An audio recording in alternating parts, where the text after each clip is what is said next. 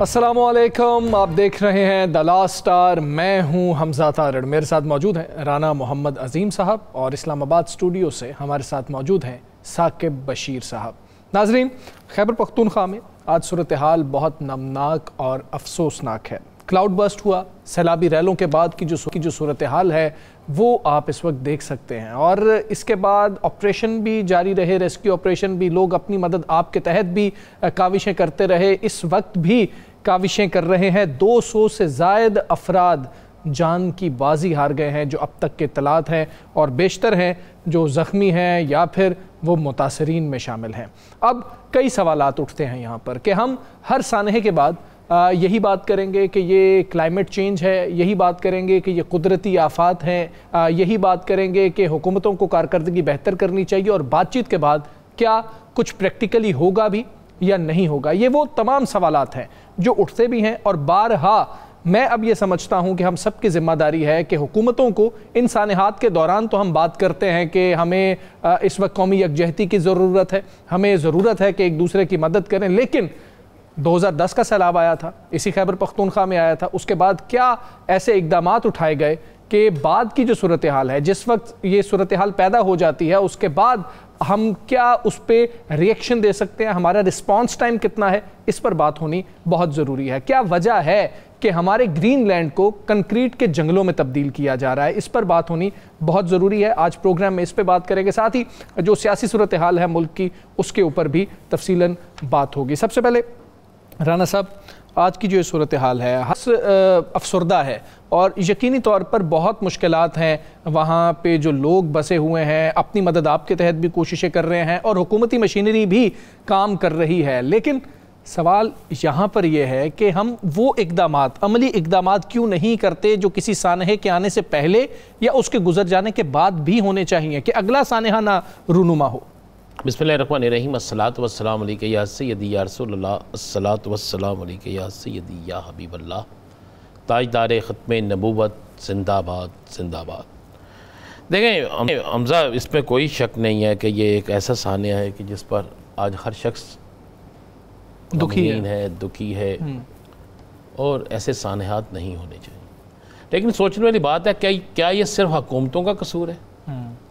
तो अगर ज़रा आप गौर करें, कुछ चीज़ें ऐसी हुई हैं जो इतनी आनन फानन हुई हैं कि जिसके मतलब कोई तसव्वुर भी नहीं कर सकता था। अगर आसमानी बिजली गिरी तो क्या उसका कोई बंदोबस्त हो सकता है? तो जवाब है कि नहीं। फिर लोग वहाँ पे उनकी रहायशें आप देखें, कुछ पहाड़ों पे हैं जहाँ पर हुकूमत चाहे भी तो कुछ नहीं कर सकती। कुछ लोगों ने अपने घर बिल्कुल दरिया के किनारों पे बना रखे हैं, अगर आप उन्हें हटाएं तो आवाज़ आएगी जुल्म और ज़्यादती है, और जब सैलाब आता है, अचानक सैलाब आता है, तो फिर वो घर तबाह हो जाते हैं, फिर वो सब कुछ। मसलन आप ये देखें कि कितना खौफनाक ये चीज़ें थी कि अचानक से उस स्कूल के बच्चों को निकलने का टाइम नहीं मिला। जी, ऐसे ही है। उस टीचर को बेचारा, जो बच्चे को बचाते बचाते बच्चा भी गया, वो टीचर भी बेचारा ज़िंदगी की बाजी हार गया। इसी तरह आप इससे पहले देखें कि जो गिलगित बल्तिस्तान में हुआ, जी, आप कश्मीर में देखें जो हुआ, अब इन सारी जगहों पे अगर आप देखें तो हम सारा कसूर हुकूमतों का नहीं कह सकते। हम पहले ये तो देखें ना कि हमारे अमाल क्या हैं। हमें कुरान और सुन्नत के मुताबिक देखना होगा। जब जुल्म बढ़ जाएगा, जब मुनाफाखोरी बढ़ जाएगी, जब ज़हीरा अंदोज़ी बढ़ जाएगी, जब इंसाफ नहीं मिलेगा, जब ताकतवर जो है वो बिल्कुल हर चीज़ से मुतस्तना होगा, उसको बिल्कुल कोई पूछेगा नहीं, जब हम अपनी नमाज़ों को बोलना शुरू कर देंगे, जब हम अपने बिल्कुल इस्लामी तरीक़ेकार को बोलना शुरू कर देंगे, तो हम ये उम्मीद रखें कि हम पे रहमतों की बारिश होगी? ये मुमकिन नहीं है। और जहाँ तक ये सारा मामला है, बिल्कुल होगा। मैं इसमें कह रहा हूँ कि अगर 50% हुकूमत का कसूर है तो 50% हमारा भी है। मुझे बताएं, एक दरिया के किनारे पे मैं होटल बना लेता हूँ, अब एक सवाल उठेगा, हुकूमत ने क्यों बनाने दिया? सवाल उठेगा ना। तो ये सोचें ये बना कब से था? फिर उसके बाद उस होटल को गिराने को जाए तो कितनी सिफारिशें आ जाती हैं, फिर कितनी अदालतों के स्टे आ जाते हैं, कितने हुक्म इम्तनाई आ जाते हैं, कौन किसको किस तरह, ये कोई नहीं सोचता कि इसमें रहने वाले जो है। मैं आज एक फुटेज देख रहा था कि एक फैमिली को कहा जा रहा था कि इस किनारे पे बना हुआ उनका घर, کہ خدا کا واسطہ گھر خالی کرا دیں. وہ کہہ رہے تھے نہیں نکلنا بھائی, آخر کار وہ گھر گر گیا. اب کیا آپ کریں گے؟ اگر کسی کو زبردستی نکالیں گے, جان کی حفاظت تو ہم نے کرنی ہے نا. اب ایک فوٹیج جو چل رہی ہے جس پہ اچانک لوگ کھڑے, پہلے اچانک اوپر سے پہاڑ سے, اب ایسا طوفان نہ میں نے پہلے زندگی میں دیکھا تھا, سیلاب نہ آپ نے دیکھا تھا. ہم نے سیلاب میں پانی دیکھا تھا, ہم نے سیلاب میں پتھر نہیں دیکھے تھے, ہم نے سیلاب میں وہ اتنا گہرا پتھروں کے ساتھ وہ مٹی والا پانی نہیں دیکھا تھا جو آج سے پہلے ہو. تو وہ نہیں نکل سکتے لوگ. لوگوں کے گھروں میں آج بھی یہی صورتحال ہے. مجھے بتائیں, یہ تو پھر کے پی کے ہے نا, یہ تو بھاری علاقے ہیں. یہاں پہ تو چکوال بہترین ایک ضلع تھا نا, اور چکوال کے اوپر جب بادل برسے تھے اور جب یہ سارا کچھ ہوا تھا تو کتنی سڑکوں کا کیا حال ہوا تھا. اسی پنجاب کے اندر یہ جو شکر گڑھ ناروال کے درمیان نالا ہے, لئی نالا جسے کہتے ہیں, وہ بند جو بیٹھ گیا, جس پہ کئی دیہاتوں کا رابطہ منقطع ہو گیا, وہ کیا ہے؟ مثلا آپ کسی جگہ بھی آپ لے لیں, اس پہ آپ کو ایک اس کے اوپر پنڈی میں آپ آ جائیں, سوری ایک پنڈی, لئی نالا پنڈی میں, اس پہ کوئی اور ہے نالا جو ناروال میں ہے. اس کے بعد آپ پنڈی میں آ جائیں, وہ جو جس طرح گاڑیاں بہہ گئیں, جو واقعات ہوئے, ٹھیک ہے, اس کو ڈیگ نالا دے لیں, باقی چیزیں دے لیں. یہ ساری چیزیں جو ہیں یہ اچانک تو نہیں ہوئی. ہاں, لیکن سوال یہی ہے نا رانا صاحب کہ یہ واقعات بڑھتے جا رہے ہیں. کلاؤڈ برسٹ, تو پھر مجھے بتائیں کہ کلاؤڈ برسٹ ہم نے پہلی بار بھی مطلب کہ جب سنا تھا کہ وہ پنڈی کے اندر اسلام آباد میں یہ معاملہ ہوا تھا کچھ برس پہلے, اس سے پہلے ایسے واقعات نہیں سننے میں آتے تھے. اب ہم پورے یورپ کو دیکھ لیں, اب ہم امریکہ کے اندر دیکھ لیں, اب ہم یہ اب پاکستان کی بات کر لیں, بھارت کی بات کر لیں, اب یہ ہمیں بہت زیادہ دیکھنے کو مل رہے ہیں. میں اسی طرف آ رہا ہوں. ہم نے موسمیاتی تبدیلی پر بہت بڑی کانفرنس کی, ٹھیک ہے, ہم گئے جنیوا میں, جی, ہم نے آ کے یہاں پر بے انتہا شور مچایا جی ہم نے اتنی فنڈنگ اکٹھی کرنی, اور اس پر اتنی فنڈنگ اکٹھی ہوئی کہ نہیں ہوئی جتنے ہم نے پیسے لگا دیے اپنی مشہوری پہ. کمپنی کی مشہوری ہوتی ہے نا, ہم نے وہ کر دی, بے انتہا کر دی, بے انتہا لوگ گئے, ڈیلیگیشن گئے اور بڑا کچھ کر کے آگے. اگر وہ فنڈ ملے تو کہاں گئے, اگر فنڈ نہیں ملے تو اپنی اس ناکامی کو تسلیم ہم کیوں نہیں کرتے؟ بالکل. اور جو فنڈ ملتے ہیں وہ فنڈ پھر کہاں لگتے ہیں, پھر اس کا ذمہ دار کون ہے؟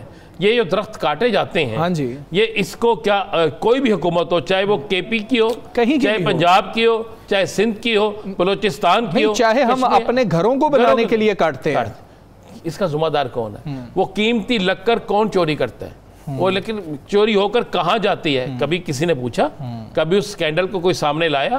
اگر کوئی لایا ہے تو پھر اس کے ساتھ کیا ہوا یہ بھی آپ کو ذہن. ٹھیک ہے ثاقب صاحب, یہ زیادہ تر یہ جو کانفرنسز ہوتی ہیں, یہ زیادہ تر جو سیمینارز ہو رہے ہوتے ہیں, یہ آپ جس شہر میں مقیم ہیں, آپ جس شہر میں موجود ہیں وہیں پر ہو رہے ہوتے ہیں, تو یہ بات سیمینارز کی حد تک کیوں رہ جاتی ہے؟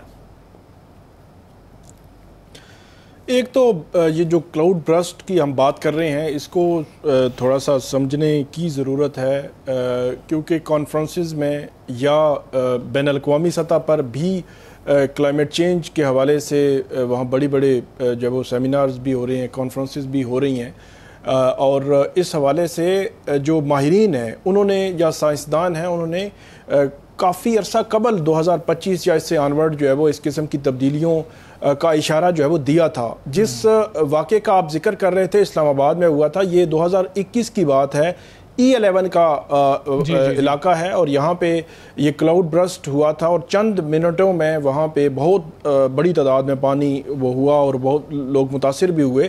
تو پہلی دفعہ میرا خیال میں, یا اس سے قبل ایک آدھ دفعہ کو واقعہ ہوا, تو پہلی دفعہ اس قسم کی اصطلاحیں ہم نے جو ہے وہ سننا شروع کی.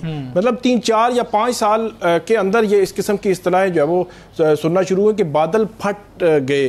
تو اب جو ماہرین ہیں, کچھ ماہرین کو میں نے پڑھا تو وہ یہ کہہ رہے ہیں کہ اس حوالے سے ابھی تحقیق جاری ہے, لیکن قبل از وقت نہیں بتایا جا سکتا کہ یہ ہونے جا رہا ہے. بارش کا تو پتہ چل جاتا ہے کہ بارش کا امکان ہے, برف باری کا امکان ہے. اسلام آباد میں یہ تقریباً آج سے 3-4 ماہ پہلے بڑے خوفناک قسم کے اولے کچھ مخصوص علاقوں میں پڑے تھے, آپ کو یاد ہوگا, اور شہریوں کی گاڑیاں جو اس میں اوپن ایئر موجود تھیں وہ متاثر ہوئی تھی. اور آج بھی ہم وہ دیکھتے ہیں سڑکوں پہ تو پتہ چل جاتا ہے کہ یہ اس کی متاثرہ جو گاڑی ہے, کئی 100 گاڑیاں متاثر ہوئی تھیں. یہ کلاؤڈ برسٹ ہونا یا اولوں کا جو سائز ہے اسلام آباد جیسے شہر میں یہ جو ہے وہ ہوا، چکوال کی جس طرح مثال دے رہے ہیں، تو قبل از وقت بتایا نہیں جا سکتا. یہ ماہرین جو ہے وہ کہہ رہے ہیں آج کا جو واقعہ ہے وہ بہت افسوسناک ہے.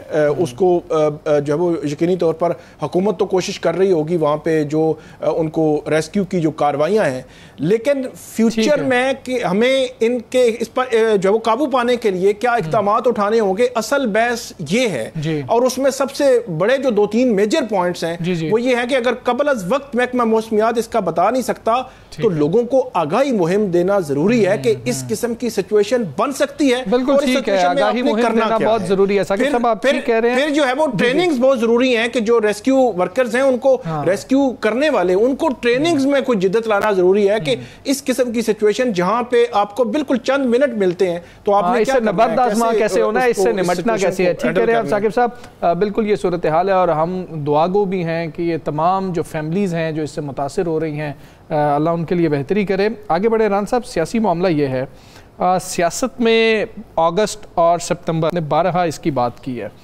اب 15 اگست بھی آ گئی، آپ نے کہا 15 اگست کے بعد کوئی الٹی گنتی بھی شروع ہو سکتی ہے. کوئی سیاسی بڑی شخصیت کے لیے مشکلات کھڑی ہونے جا رہی ہیں؟ آج جو 3 گرفتاریاں ہوئیں، جی 2 بندے ایئرپورٹ سے پکڑے گئے اور ایک سابق وزیر صاحب ایک ایسے فارم ہاؤس سے پکڑے گئے جس کا اس لسٹ میں نام نہیں تھا کہ یہ فارم ہاؤس بھی ان کا ہے. اچھا. اور یہ تینوں گرفتاریاں جو ہے ایک اہم ترین ادارے نے کی اور ابھی تک اسے رکھ کے نام و مقام پہ انویسٹیگیشن منظر عام پہ نہیں لائے جائیں گے. بالکل لائیں گے، لا کے ایف آئی آریں بھی ہوں گی، سارا کچھ ہوگا. اور اس میں پھر ہر بندے کے پیچھے کوئی بندہ ہے نا، کڑیاں جڑیں گی، کڑیاں جڑ چکی ہیں، بہت سی چیزیں بن چکی ہیں. میں آج سن رہا تھا کوئی 20 کے قریب جو مختلف جن کے پاس خبریں ہوتی ہیں جو کہتے ہیں جی ہماری خبر بڑی مصدقہ ہے، تو وہ دے رہے تھے جناب کتنے بندے گرفتار ہوئے. تو میں ہنس رہا تھا کہ ہم نے بہت پہلے دیا تھا کتنے اس طریقوں. تو یہ جو 3 گرفتاری ہیں، میرے بڑے قریبی میری پوچھا کسی سے، میں نے کہا آپ اس کو اناؤنس کیوں نہیں کر رہے؟ شور اتنا مچ گیا ہے کہ جس کی انتہا کوئی نہیں. لازمی بات ہے کہ جس کا کوئی پکڑا جاتا ہے نا، اس نے کہا جتنا بھی شور مچے گا مچنے دیں. پہلے کون سی گرفتاریاں اناؤنس ہو جاتی تھی، ہمیں انویسٹیگیشن کرنے دیں.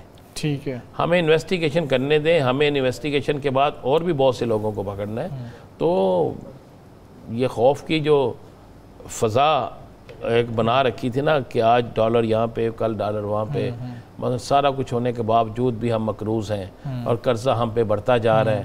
سب کچھ ہونے کے باوجود بھی ایک چیز بھی سستی نہیں ہے. سب کچھ ہونے کے باوجود بھی آج بھی ہم جو ہے وہی سیلاب آئے یا کوئی چیز آئے تو ہمارے پاس کوئی ایک ایسی جدید چیز نہیں ہے کہ جس سے ہم استفادہ حاصل کر سکیں.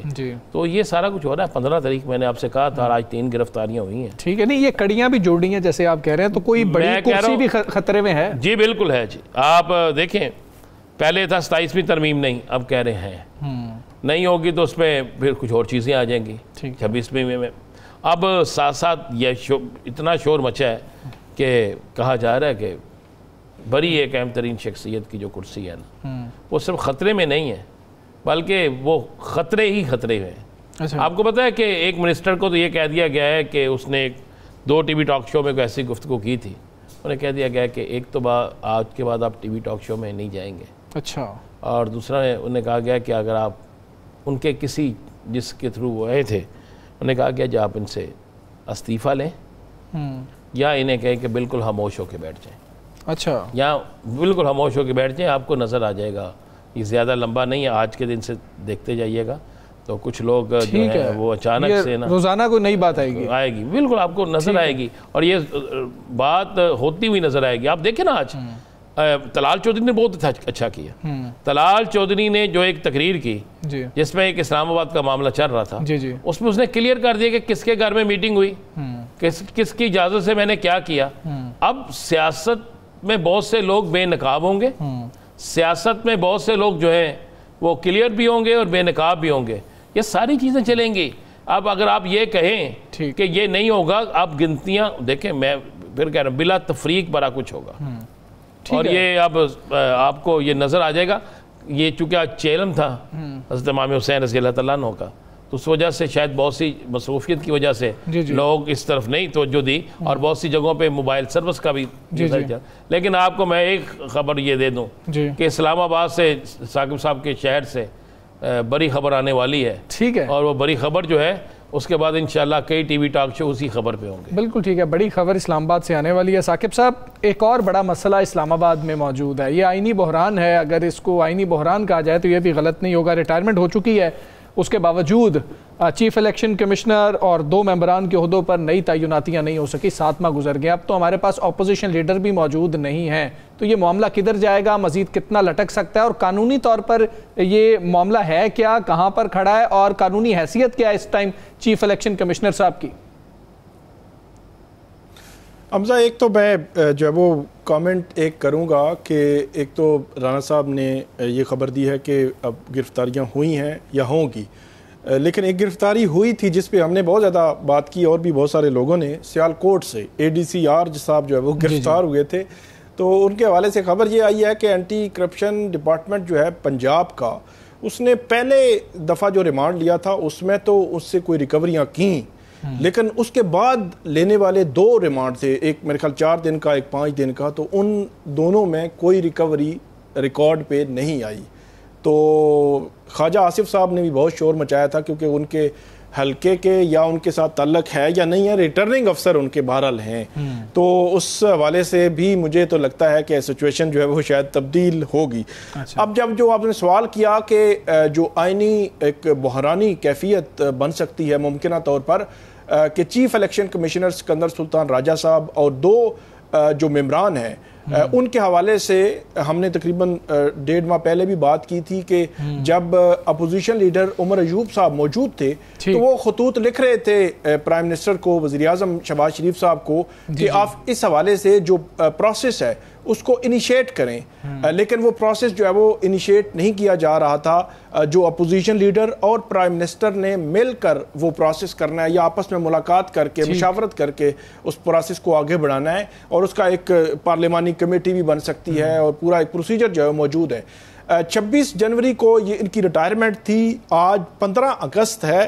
آج جب ہم بات کر رہے ہیں تو آج بھی میں نے چیک کیا، اب تو اپوزیشن لیڈر بھی نہیں ہے، اور حکومت کو بھی فی الحال کوئی جلدی نہیں ہے کہ یہ تعیناتی جو ہے وہ کی جائے، حالانکہ جو شفافیت کا تقاضا ہے اور جو ایک آئینی ریکوائرمنٹ ہے کہ آپ نے 26ویں آئینی ترمیم میں ایک وقتی طور پر جو رکھا تھا کہ چند دنوں کے لیے یا 1-1.5 ماہ کے لیے اگر کوئی چیف الیکشن کمشنر یا ممبران تعینات نہیں ہوتے تو آپ اس کو کنٹینیو کر سکتے ہیں تاکہ گیپ نہ آئے، تو اس گیپ کو فل کرنے کی بجائے 7 یا 6 ماہ ہو چکے ہیں، ابھی تک وہ تعیناتی کی نہیں حکومت نے۔ اور پھر ایک اور بات، ٹھیک بات کیا ثاقب صاحب نے، جی حکومت کو جلدی کیوں ہوگی؟ جس کو جو سوٹ کرتا ہے نا بالکل ایسے وہ کہیں گے چلنے دیں۔ میں تو کہہ رہا ہوں کہ اگلا بھی نامزد انہی کو رہنے دیں، کوئی بات نہیں، یہاں پہ کس نے پوچھنا۔ پھر ایک اور بات جو شفافیت کے حوالے سے، ٹھیک ہے ثاقب صاحب اسی بات کو یہیں سے کنٹینیو کریں گے، یہاں پر مجھے بریک کے بعد گفتگو کا سلسلہ جاری رہے گا۔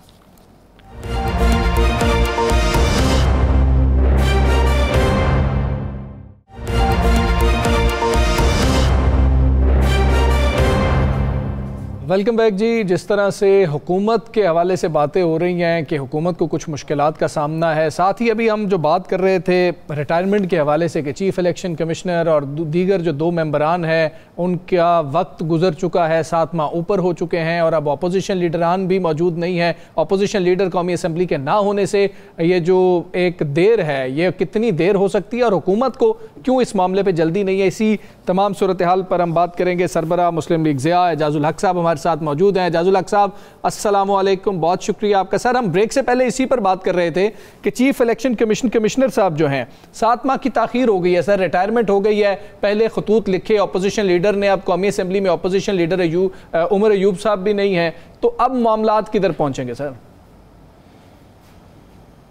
بسم اللہ الرحمن الرحیم۔ دیکھیں یہ طریقہ کار جو ہے نا کہ اپوزیشن لیڈر اور پرائم منسٹر مل کر بیٹھے، یہ تو ایک فرینڈلی اپوزیشن کے اندر تو ٹھیک رہتا ہے، لیکن جب ایک کلش ہو بٹوین دی اپوزیشن اور دی گورنمنٹ کہ بیچ میں جب ایک ٹسل چل رہی ہو, جیسے موجودہ صورتحال میں ایک ٹسل چل رہی ہے, تو لازمی بات ہے کہ ایک طرف سے ریلکٹنس ہوگی کہ میٹنگ کنڈکٹ کریں یا اس کو ایسے چلنے دیں ہم.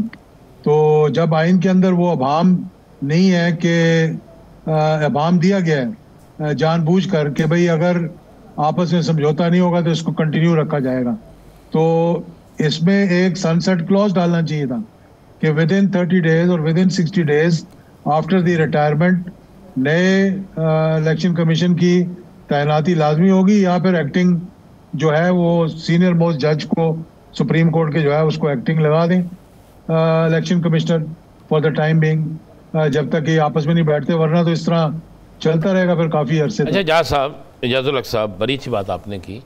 وہ 26ویں آئینی ترمیم جس کی وجہ سے ابھی تک موصوف الیکشن کمیشن صاحب بیٹھے ہیں, جنہیں آئینی ترمیم کے تحت جب تک نیا نہیں آتا وہ بیٹھے رہیں گے, اس ترمیم کے آپ بھی ذمہ دار ہیں, آپ نے بھی ووٹ دیا ہے, تو آپ ایک شک یہی جو تھی اس میں ڈلوا ہی دیتے. آپ بھی تو ایک پارٹی کے سربراہ ہیں نا. دیکھیں یہ تو اب ہم ہائٹ سائڈ میں دیکھ رہے ہیں نا کہ کہاں غلطی ہو سکتی ہے. اس وقت تو لگ رہا تھا کہ جی کنٹینیوٹی کے لیے چلیں, اس کو چلنے دیں مہینے کے لیے 2 مہینے کے لیے, یہ تو نہیں کہا تھا کہ 7 مہینے یا 7 سال چلتا رہے. نہیں اب کر دیں, میں اجاز بھائی اب کر دیں, اجاز الحق صاحب اب کر دیں کہ ایک چھوٹا سا ترمیم ہی کرنی ہے نا, کر دیں. آپ کے کہنے پہ تو شاید وہ مان جائیں, آپ تو ان کے اتحادی ہیں, یہ تو ہو سکتا ہے نا. رانا صاحب یہ اب 27ویں ترمیم کے اندر اس ترمیم کو ٹھیک کیا جائے گا. ماشاءاللہ. جی ثاقب صاحب, 27ویں ترمیم کے بعد تو سارے لاگے کندے نال. جی ثاقب صاحب. جی یہ بتائیے گا کہ یہی ہم اس کو تھوڑا سا کنٹینیو آگے کرتے ہیں کہ جس طرح چیف الیکشن کمشنر یا الیکشن کمیشن کا غیر جانبدار ہونا ضروری ہے, یا ماضی میں ان پر جو الزامات لگتے رہے, اس تناظر میں اگر بات کریں تو ریسنٹلی جو اپوزیشن لیڈر ہیں قومی اسمبلی کے, صوبائی اسمبلی جو سینٹ کے ہیں, پنجاب کے ہیں, وہ عدالتوں میں گئے ہوئے ہیں کہ الیکشن کمیشن نے جو پروسیس تھا کہ ریفرنس آتا, ریفرنس میں نوٹس کرتے, نوٹس کرنے کے بعد ہمیں نااہل کرتے, اور نوٹس ہمیں کر کے سن کے اس کو نااہل کرتے, بے شک یہی آرڈر جو ہے اس وقت کرتے, تو الیکشن کمیشن نے وہ پروسیس فالو نہیں کیا.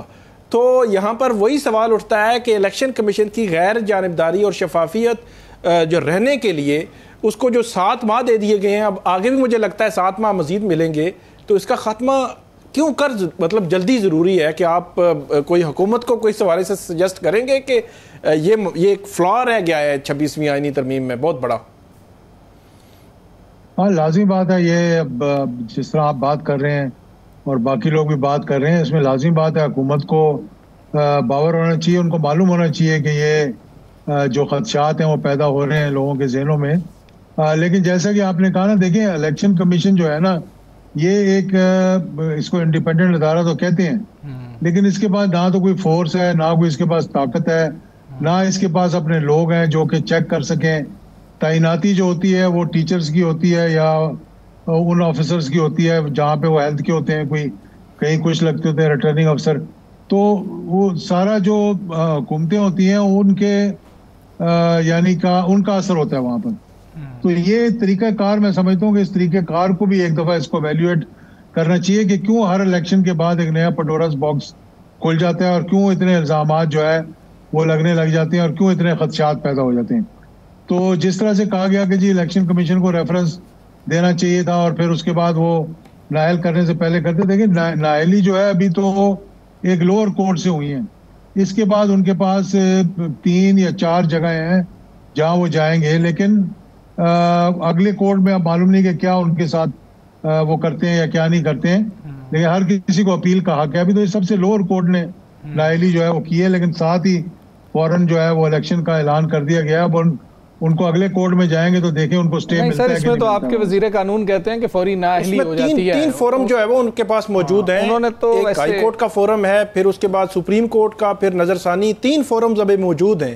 وہ جو آپ بات کر رہے ہیں کہ کل اگر فرض کریں کہ عمر ایوب جو ہے اگلے 6 ماہ میں یا سال میں ان کے اپیل ایکسیپٹ ہو جاتی ہے اور عدالت کہتی ہے کہ ان کے خلاف کیس بنتا ہی نہیں تھا, بری کر دیتی ہے, تو پھر یہ جو ان کو سزا ہو گئی کہ ان کی ڈی سیٹ بھی ہو گئے, ڈسکوالیفائی بھی ہو گئے, اور الیکشن کی جگہ بندہ بھی نیا آ گیا, اپوزیشن لیڈر بھی ختم ہو گئے, تو اس کا یہ کون ختم کرے گا؟ تو یہ ایک قانون میں یہ بھی ایک لکونہ جو ہے وہ موجود ہے کہ سپریم کورٹ میں حتمی سزا ہوگی, ابھی تو لوئر کورٹ کی سزا ہوئی ہے. دیکھیں لوئر کورٹ کے بعد الیکشنز تو اناؤنس ہو جاتے ہیں, کیونکہ انسان ڈی سیٹ ہو جاتا ہے, پھر اس کو اگلے فورم میں جانے کی اجازت ہوتی ہے. اب یہ اگلے فورم میں گئے ہیں, وہاں سے کیا ان کو جواب ملا یہ مجھے معلوم نہیں ابھی. ٹھیک ہے, اس کے بعد پھر اگر وہاں ہائی کورٹ میں نہیں سنائی دے گی تو پھر سپریم کورٹ میں جائیں گے. تو اس دوران ایک پروسیس شروع ہو جاتا ہے الیکشن کا, لیکن الیکشن تک پہنچتے پہنچتے عموماً لوگوں کو اسٹے مل جاتا ہے, یا ان کی داد رسی ہو جاتی ہے, یا پھر اگر وہ واقعی نائل ہیں تو پھر اگلا کورٹ بھی جب نائل کر دے گا تو اس کے بعد اعجاز الحق صاحب, وزیر اعظم صاحب نے جو ہے میثاق کے استحکام پاکستان کی دعوت دی ہے اپوزیشن پارٹیوں کو, اور وہ انہوں نے ایک تقریب میں تقریر کے دوران دی ہے. تو سر آپ ان سے ملاقات بھی کرتے رہتے ہیں, یقیناً مشاورت بھی ہوتی رہے گی, لیکن یہ بتائیے کہ یہ کوئی ان کو اپوزیشن والوں کو کوئی خط بھی لکھیں گے اس حوالے سے, یا وہ تقریر کر لی تو حکومت کا جو ہے اپنے پارٹ پہ جو ہے حق ادا ہو گیا, اب اپوزیشن خود چل کے آئے, ورنہ حکومتیں تو کوشش کرتی ہیں خطوط لکھیں, اپنے وفود بھیجیں اور ان کو کہیں کہ جی چلیں میثاق استحکام پاکستان کے لیے کچھ کرتے ہیں. آپ کیا سمجھتے ہیں, کوئی وفود جائیں گے, کوئی خطوط لکھ کے جائیں گے؟ پہلے تو دیکھیں میثاق استحکام پاکستان, اب پتہ نہیں اس کے پیچھے کیا بیک گراؤنڈ ہے, کیا یہ کوئی نیا ایک میثاق جمہوریت ہے, یا اس کی آڑ میں بھی آپ کو جو کچھ ہوا مجھے یہاں کہنے کی ضرورت نہیں. مجھ سے زیادہ آپ لوگوں کو معلوم ہے کہ سیاہی سوکھنے سے پہلے ہی جتنے اس کے اندر نہیں نہ پتا, ہمیں اجازت بتا دیں آپ, ہمیں نہیں پتا, ہمیں پتا ہوتا تو ہم میثاق جمہوریت کا بڑا ڈنکا بجایا گیا. لندن کے اندر میٹنگ ہوئی, میٹنگ ہو کے سگنیچر ہوئے, سگنیچر ہوتے ہی جناب سگنیچر کرنے والوں کی ایک ٹیم جو تھی وہ ابوظہبی میں جنرل پرویز مشرف کے ساتھ بیٹھ کر اپنے جو ہے سارے کے سارے جو گناہ تھے معاف کروا رہے تھے وہاں بیٹھے ہوئے. یعنی وہ سوئٹزرلینڈ کے اکاؤنٹ ہو گئے, وہ کاغذات ہو گئے, وہ جیولری ہوگی, سب کے سب NRO ہو گیا اور فارغ ہو گئے. تو کیا ایسا ہی ایک اور میثاق کرنا چاہ رہے ہیں کہ جس میں سب کو ایک ایمنسٹی دے دی جائے کہ آئیں جی جو کر رہے ہیں آپ کرتے رہیں؟ دیکھیں جو چیز ہونی چاہیے اس میں تمام سٹیک ہولڈرز موجود ہوں گے تو وہ آگے چلے گی. اگر تمام سٹیک ہولڈرز موجود نہیں ہوں گے, جس کے اندر میں سمجھتا ہوں جوڈیشری کو بھی ہونا چاہیے, اسٹیبلشمنٹ کو بھی ہونا چاہیے, اپوزیشن کو بھی ہونا چاہیے, اور حکومت کو بھی ہونا چاہیے, اگر کوئی سنسیئرلی پائیدار چیز آپ بنانا چاہ رہے ہیں تو.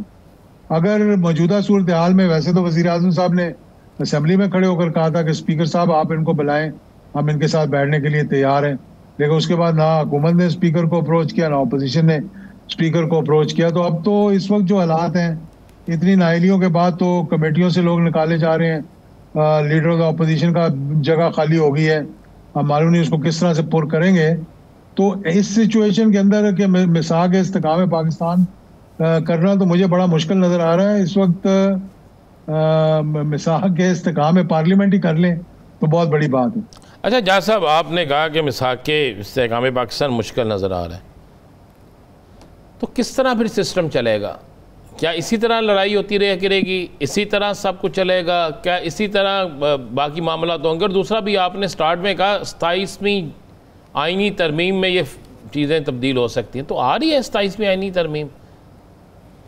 مطلب جب 26ویں آئینی ترمیم ہوئی تھی تو اسی وقت طے ہو گیا تھا کہ اگلی آئینی ترمیم آئے گی, کیونکہ اس میں بہت سی ڈیمانڈز تھیں جو کہ مانی نہیں گئی تھی, کچھ ANP کی, کچھ MQM کی, اور ان سے یہ کہا گیا تھا, جو اگر میں نے صحیح سنا, کہ اگلی ترمیم میں ان چیزوں کو صحیح کیا جائے گا. یعنی کہ سندھ میں لوکل گورنمنٹ کا نظام ہوا, وہ ہزارے کے بارے میں کیا, جیسے کہ صوبے کے بارے میں بات ہو رہی تھی, اور وہ کہہ رہے تھے جی اس کا خیبر ہٹائیں, اس کو پختونخوا کریں صوبے کو. تو یہ چیزیں تو کہا تھا کہ بھئی اگلی آئینی ترمیم میں رکھی جائیں گی. تو میں تو اس حوالے سے کہہ رہا ہوں کہ جب اگلی آئینی ترمیم آئے گی تو اس کے اندر جو لکوناز رہ گئے ان کو صحیح کیا جا سکتا ہے. یعنی ابھی آپ سے کوئی بات نہیں ہوئی کہ جی اعجاز صاحب ہم لے کے آ رہے ہیں, کوئی بندے شندے پورے کرنے پڑیں, شاید اپنے ادھر ادھر نہ ہو جائیں؟ دیکھیں آپ نے کہا اپنے ادھر ادھر نہ ہو جائیں, ویسے تو 2/3 ہے ان کے پاس. ایک تو رانا صاحب نے کہا کہ یہ سسٹم کیسے چلے گا. رانا صاحب پچھلے 78 سالوں سے سسٹم ایسے ہی چلتا آ رہا ہے. اس کے اندر کوئی معجزہ نہیں ہونا کہ کوئی نئے طریقے کار سے سسٹم چلے گا. اس کا مطلب ہے ہم نا امید ہو جائیں. نہیں آپ امید رکھیں. کس چیز کی؟ امید پہ دنیا قائم ہے, امید ہونی چاہیے پاکستان کی سسٹم میں. آپ چیف الیکشن کمیشن کا تقرر نہیں کر سکے جاز صاحب. آپ کہتے ہیں کہ اب اگلی آئینی ترمیم آئے گی تو پھر ہوگا. تو پھر یہ قوم جو ہے, اب دیکھیں نا 41% آپ پہ قرضے بڑھ گئے ہیں, قرضے 41% ہو گئے ہیں, تو ہم کس پہ توقع رکھیں اب؟ اور آج رات کو سنا آپ ایک اور بھی گفٹ دینے والے ہیں ہمیں.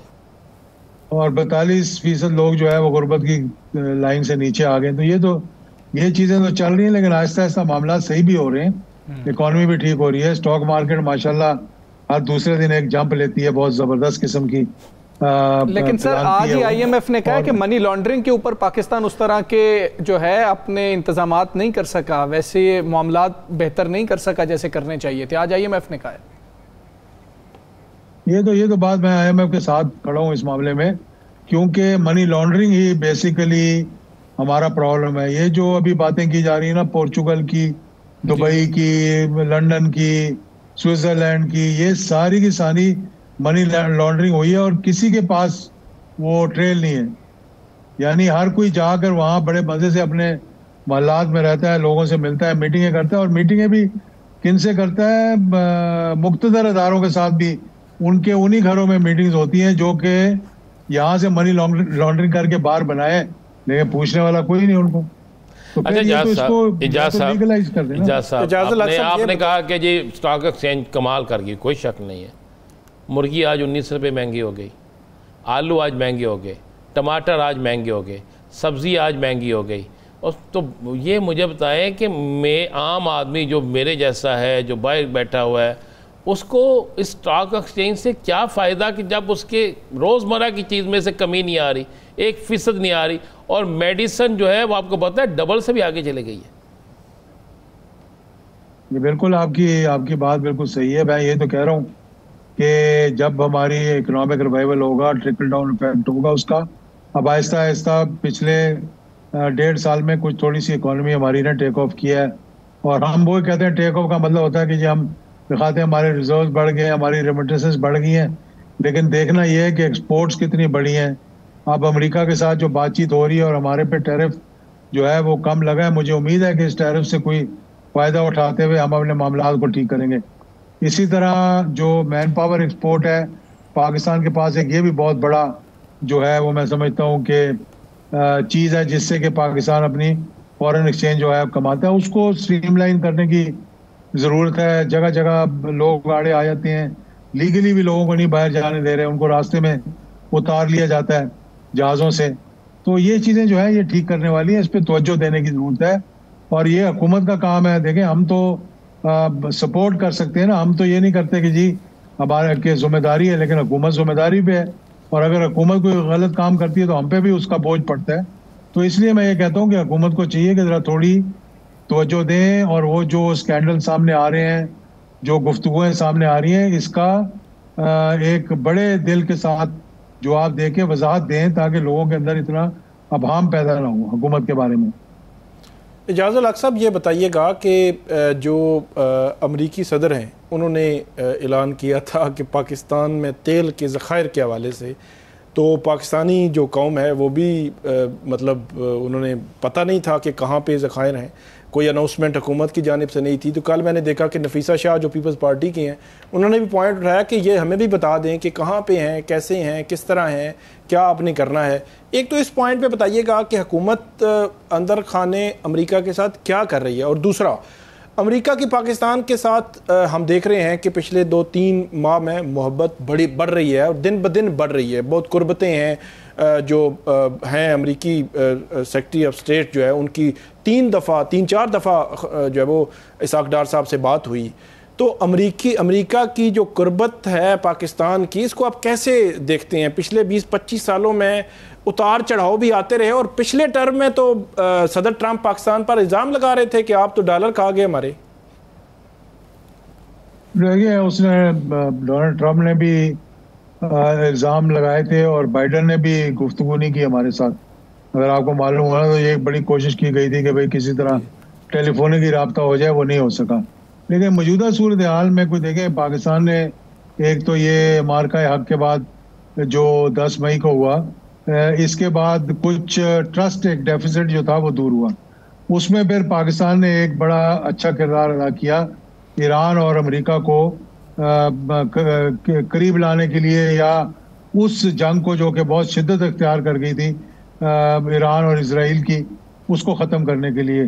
دوسرا، ٹرمپ صاحب کو بڑا شوق ہے اس وقت کہ کسی طرح سے ان کو نوبل پیس پرائز مل جائے. تو میں یہ بات بڑے واضح طور پہ مطلب پیغام دیتا ہوں کہ ایک ہی طریقہ ہے نوبل پیس پرائز ملنے کا، وہ یہ ہے کہ غزہ کی جنگ جو ہے اس کو ختم کروایا جائے، فلسطینیوں کو ان کا علاقہ جو ہے واپس کیا جائے، اور وہ جو ایٹراسٹیز کمٹ ہو رہی ہیں وہاں پہ، دہشت گردی، ریاستی دہشت گردی ہو رہی ہے، اس کو ختم کیا جائے. تو پھر ٹرمپ صاحب آگے جائیں. اچھا، اب دوسرا کشمیر پہ بھی کہا تھا نا انہوں نے، اجاز صاحب کشمیر پہ بھی تو کہا تھا نا.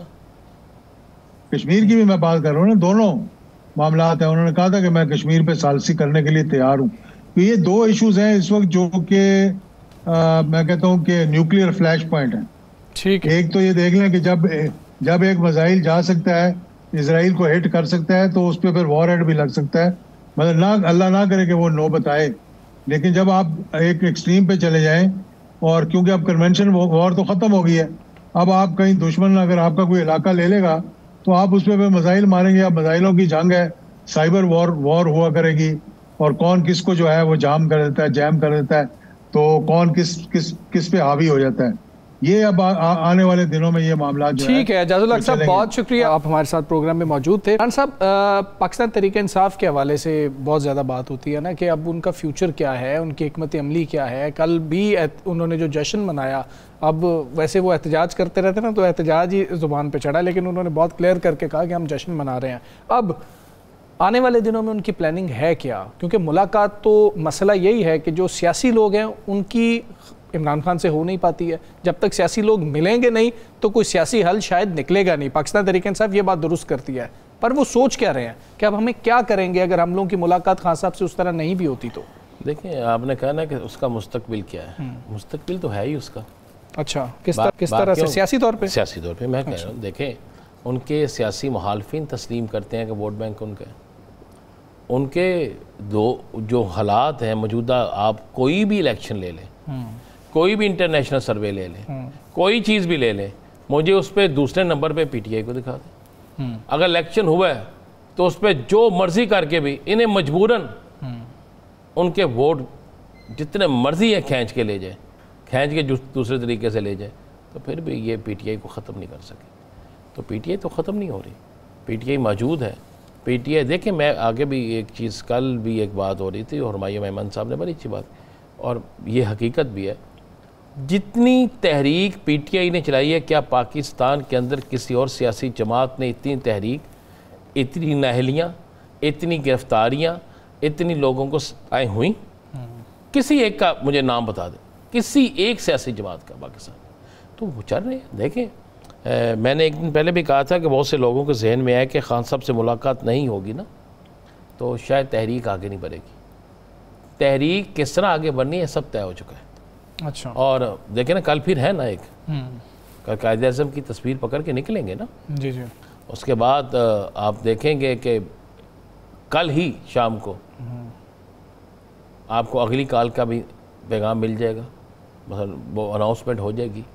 انہوں نے اپنا سارا سسٹم جو ہے بنا کے رکھا ہوا ہے. اچھا رانا صاحب، اس طرح کی کالز نا، اس کے دو پہلو نکلتے ہیں. ایک پہلو تو چلیں یہ ہے کہ مومنٹم برقرار رہتا ہے نا، پاکستان تحریک انصاف سوچتی ہے، اور دوسرا پہلو اس کا یہ نکلتا ہے کہ اگر اسی طرح سے چھوٹی چھوٹی ریلیز نکلیں یا پھر اس کا زور کم ہو تو پھر لوگ مایوس بھی ہو جاتے ہیں کہ فائدہ نہیں ہو رہا. تو یہ دونوں پہلو آپ کیا بہتر سمجھتے ہیں؟ مومنٹم والی بات پی ٹی آئی کے لیے زیادہ بہتر ہے یا پھر دوسرے والا نقصان بھی ہو سکتا ہے؟ میں اس میں، جب عمران خان گرفتار ہوا اس کے بعد بہت سے لوگ ان کی گرفتاری سے پہلے چھوڑ گئے، بہت سے لوگ ان کی گرفتاری کے بعد چھوڑ گئے، اور ایسی ہی گفتگو بہت سے حلقوں میں ہوتی تھی کہ اب ان کو اتنی سزا ہو گئی، یہ ہو گیا، اب ووٹر ووٹ ڈالنے نہیں نکلے گا، ان کا ووٹر بالکل رائے کا اظہار کرنے نہیں نکلے گا. تو لیکن ووٹر نکلا، ووٹر نے بتایا کہ میں ووٹ کاسٹ کرتا ہوں.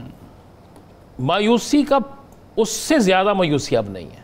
اچھا، وہ مایوسی کی انتہا تھی کہ جب لوگوں کے ذہن میں تصور میں بھی یہ نہیں تھا کہ یہ خان صاحب کوئی بات کر سکیں گے، اتنی بڑی سزا، اس کے بعد یہ بہت سے کیسز، بہت سی چیزیں ووٹ نکلے، اس کے بعد چاہے 20 جلوس نکلے، ٹھیک ہے، نومبر کا معاملہ لے لیں، اکتوبر کا لے لیں، اس کے بعد کا بعد چلتے جائیں آپ، ٹھیک ہے، نکلے تو ہے نا، بالکل ٹھیک۔ اب سوشل میڈیا ہے، آپ ذہن میں رکھیے گا، یہ مایوسی والی جو باتیں ہیں نا اب اس لیے ختم ہوتی جا رہی ہیں۔ آپ نے لوگوں کو سنا، لوگ کہتے ہیں ہم تو اپنے کل کی سوچ رہے ہیں، وہ ان کا کل کا سوچنا غلط ہے یا صحیح ہے، میں اس کو نہیں، ہم نہیں کر سکتے، لیکن مایوسی نہیں ہوگی۔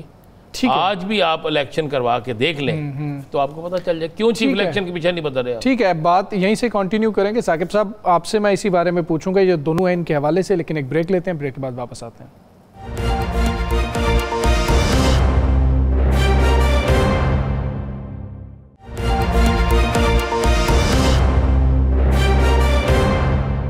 Welcome back. بریک سے پہلے ہم بات کر رہے تھے کہ پاکستان تحریک انصاف جو یہ کہتی ہے کہ اب ہم احتجاج کرتے رہیں گے اور کسی بھی چھوٹے لیول پر بڑے لیول پر احتجاج کی بار بار کال دی جائے گی، تو اس کے جو دو پہلو ہم ڈسکس کر رہے تھے اسی حوالے سے ثاقب صاحب آپ بتائیے گا کہ جو ہم مومنٹم کی بات کر رہے ہیں کہ ایک پہلو تو یہ ہے کہ مومنٹم برقرار رہے گا، لیکن دوسرا پہلو یہ ہے کہ مایوسی بھی ہو سکتی ہے کہ اتنے عرصے سے لگے ہوئے ہیں، روزانہ ہر دوسرے ہفتے احتجاج کی کال ہے، فائدہ نہیں ہو رہا۔ مومنٹم کے حوالے سے آپ کو ذہن میں رکھنا ہوگا کہ پنجاب میں فوکس ہمیں نظر آ رہا تھا پچھلے 3-4 ماہ میں کہ جو عالیہ حمزہ ہیں وہ بہت ایکٹیو ہیں، کیونکہ خیبر پختونخوا میں تو ان کی حکومت ہے، اس پہ تو ہم کوئی انالیسز کرنے کی ضرورت ہی نہیں ہے۔ مسئلہ پنجاب اور اسلام آباد اور راولپنڈی کا ہے کہ یہاں پہ ان کے لوگ باہر نکلتے ہیں یا نہیں نکلتے۔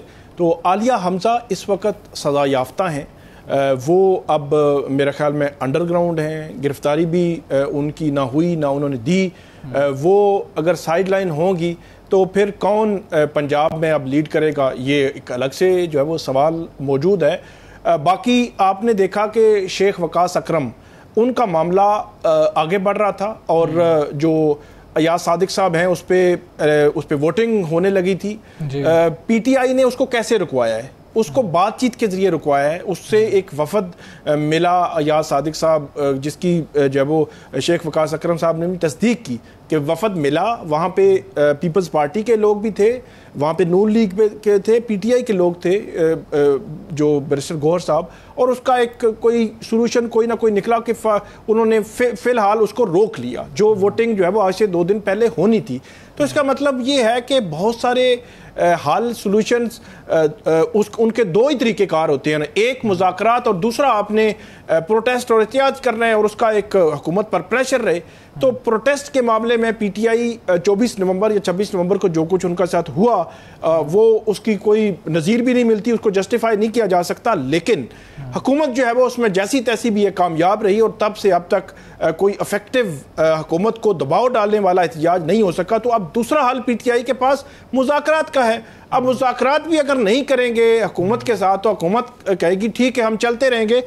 ایک اور بات جو میرے خیال میں وہ بڑی کلیئر فی الحال نظر آ رہی ہے، 24 جو فروری 2024 میں الیکشنز ہوئے تھے، اور نیکسٹ الیکشن اگر 5 سال کا آ جائے تو وہ 2029 کے الیکشن ہیں، اور اگر اس سسٹم کی کنٹینیوٹی کو دیکھا جائے تو فی الحال میرے خیال میں جو 2027 کے اینڈ تک اس سسٹم کو بظاہر کوئی خدشہ نہیں ہے، چاہے جائے کہ ان سائڈ کوئی ایسی سچویشن کریٹ ہو جو پچھلے دنوں ہمیں لگا تھا کہ خواجہ آصف صاحب اور اس طرح کی جو باتیں جو ہے وہ گردش کرنا شروع ہو گئی تھیں، یا یہ ہے کہ 27ویں ترمیم میں کچھ ایسی ترامیم آئیں یا اس کی کوشش کی جائے کہ جس میں ایک جو ہے وہ جو مسلم لیگ نون اور پیپلز پارٹی ان کے درمیان جو ہے وہ کوئی رفٹ بن جائے، تو اس میں پی ٹی آئی کے لیے سپیس بن سکے گی۔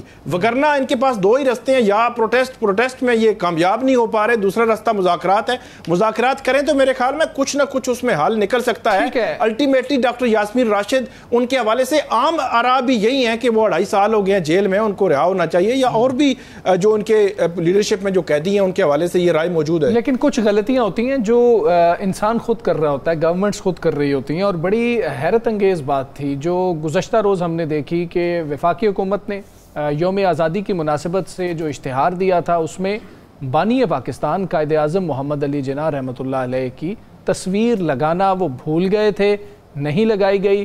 کس نے چیک کی؟ آج جب سینٹ میں یہ معاملہ اٹھا تو اس وقت بھی وفاقی وزیر قانون نے کہا کہ جی میرے علم میں ایسی بات نہیں ہے، اس کے اوپر بالکل انکوائری ہونی چاہیے، اور وہ اس حوالے سے بات کر رہے تھے کہ ہم شاید انکوائری بھی کرائیں گے۔ رانا صاحب، کل میں نے جب صفحات دیکھے سارے، میں نے پھر وہ دیکھا کہ جی کہ یہ کس کس جگہ پہ ہے، اور وہ دیکھا پنجاب گورنمنٹ کا بھی میں نے ایڈ دیکھا، وہاں پر بھی تصویر تھی، سندھ گورنمنٹ کا بھی دیکھا، لیکن وفاقی حکومت کے ایڈ میں نہیں تھی تصویر قائد اعظم محمد علی جناح کی۔ آپ نے بھی دیکھی، سب نے دیکھی۔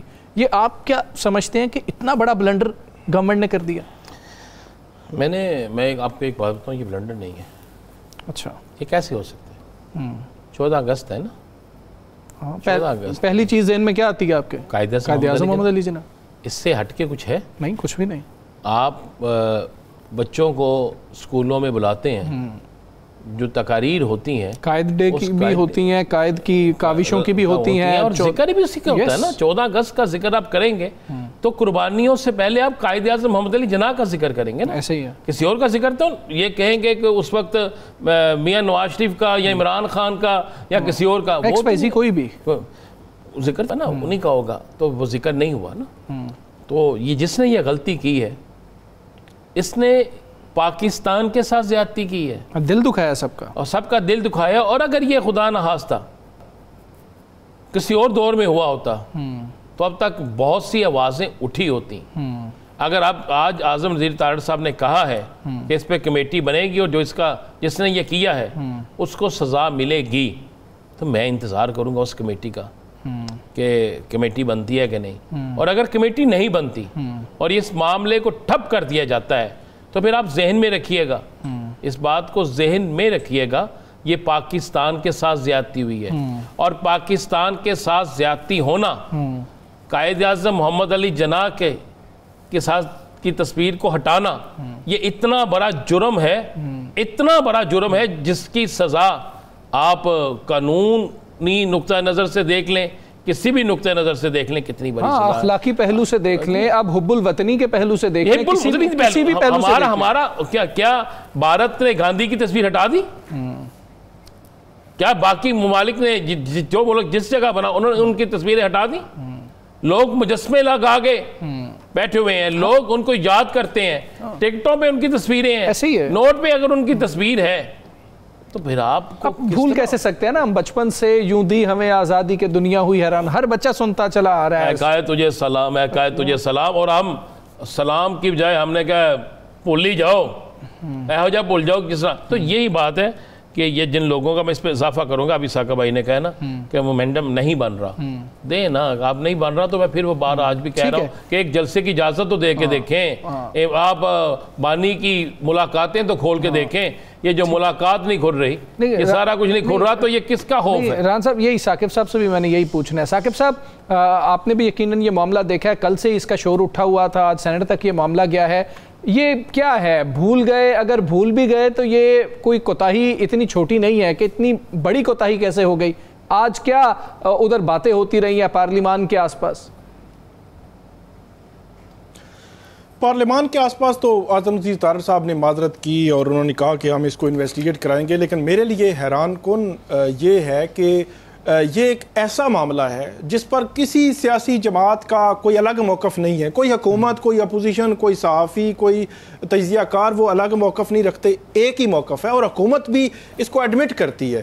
چاہیے یہ تھا کہ کل جیسے ہی یہ معاملہ سامنے آیا تو اسی وقت حکومت کی جانب سے ایک پریس ریلیز آتی کہ اگلے 24 یا 48 گھنٹوں میں یہ انکوائری کرا کے جو بندہ رسپانسیبل ہے اس کو سزا ملے گی، کیونکہ قائد اعظم محمد علی جناح جو ہے وہ ان کی تصویر ویسے نہیں ہٹ سکتی کہ آپ بھول جائیں۔ بھول کیسے جائیں؟ جس طرح رانا صاحب کہہ رہے ہیں کہ 14 اگست کا نام آتا ہے تو ساتھ ہی ان کی قربانیاں جو ہے، ہمارے اسلاف ان کی قربانیوں کے نام آتے ہیں، ان میں ٹاپ پہ قائد اعظم محمد علی جناح ہے، تو سزا ان کو ملنی چاہیے۔ آج بھی حکومت کو یہ چاہیے کہ آپ یہ اگر آپ کہیں گے نا کہ جی ہم کریں گے انکوائری، پھر دیکھیں گے، پھر کچھ نہیں ہونے والا۔ بالکل ایسی ہے، سب سے امپورٹنٹ کام ہی یہی تھا. جیسے یہ بات سامنے آئی ہے اس کے اوپر فوری انکوائری ہونی چاہیے تھی، اور ابھی بھی خیر ہم انتظار کریں گے کہ اس پہ انکوائری ہو اور کسی بیچارے جو ہے ایسے ملازم کو نہ اس پہ جو ہے فارغ کر دیا جائے کہ جس بیچارے پہ یہ ذمہ داری بھی عائد نہیں ہوتی. اکثر ایسا بھی ہو جاتا ہے کہ ان انکوائریز کے بعد بہت چھوٹے ملازموں کو فارغ کر دیا جاتا ہے. پروگرام کا وقت ختم ہوا. مجھے رانا عظیم ثاقب بشیر صاحب کو اجازت دیجیے. اللہ حافظ.